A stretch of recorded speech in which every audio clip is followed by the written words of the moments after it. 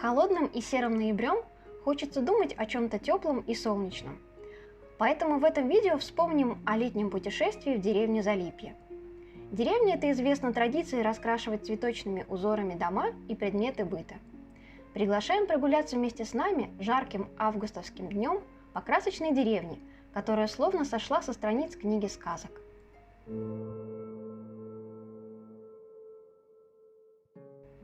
Залипье часто упоминается в туристических путеводителях, и мы тоже не остались равнодушными и решили полюбоваться на украшенные яркими узорами домики.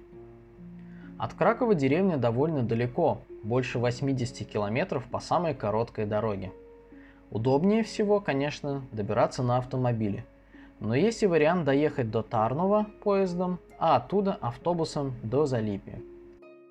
Деревня не очень большая, здесь живет меньше 1000 человек. Но есть все-таки своя мини-гостиница «Гостчинна у бабчи» – в гостях у бабушки. Домик, раскрашенный яркими цветами. Вживую деревня выглядит немного не так, как это представляется после прочтения статей для туристов. Кажется, глядя на красочные фотографии, будто ты приедешь в деревню и будешь гулять по улочкам, на которых рядышком стоят раскрашенные домики. Но в реальности все не совсем так. Навигатор привел нас к небольшой парковке у музея. Это бывший дом самой знаменитой художницы Залипья Фелиции Цуриловой.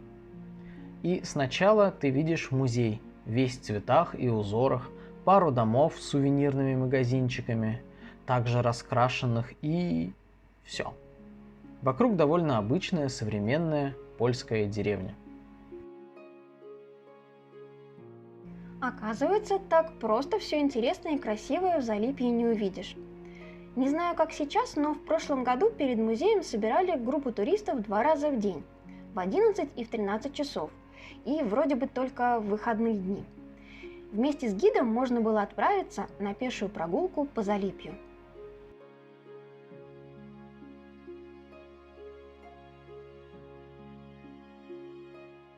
И тогда уже перед вами и откроются раскрашенные дома не только в музейной экспозиции, где уже никто не живет, но и современные жилые дома, где до сих пор сохраняется эта красивая традиция. Какие-то дома можно увидеть, лишь проходя мимо. Куда-то можно зайти во двор, а в пару можно было зайти и вовнутрь. И это очень красиво и интересно.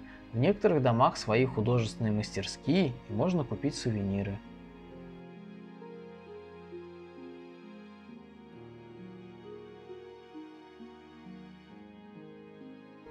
На самом деле таких украшенных домов не очень много, в районе 20. Традиция жива до сих пор во многом благодаря фестивалю Малована хата – расписная хата. Он проходит начиная с 1948 года, в первые выходные после католического праздника Тела и крови Христовых – Божьего Чала. Во время этого фестиваля выбирают самые лучшие расписные дома.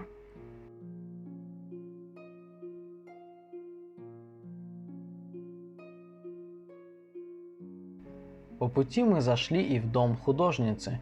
Это центр творчества, где проходят выставки и встречи.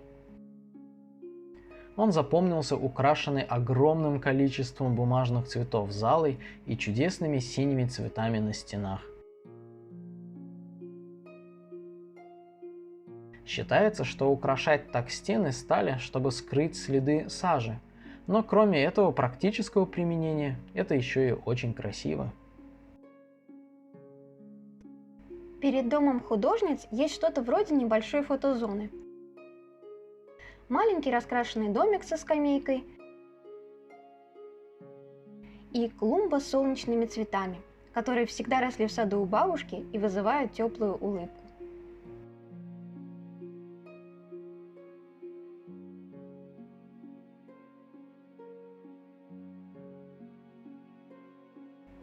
Костел святого Юзефа в Залипье также расписан цветочными орнаментами.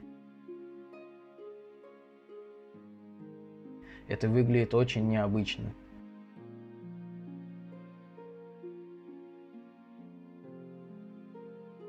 После экскурсии по деревне гид возвращает вас к музею. Сами мы, скорее всего, нашли бы только костел и дом художниц, но вряд ли бы увидели все эти красивые расписные дома.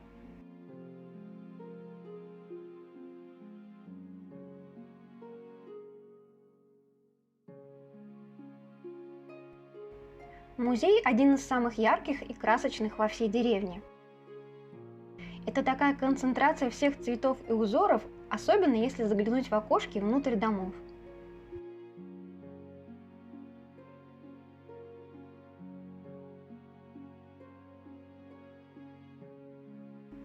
С собой, кстати, лучше взять что-то перекусить. Времени на экскурсию понадобилось немало, а кафе в деревне как таковых не было. Прошлым летом был фургончик с мороженым и коктейлями и небольшая кофейня со столиками на улице, которые были всегда заняты.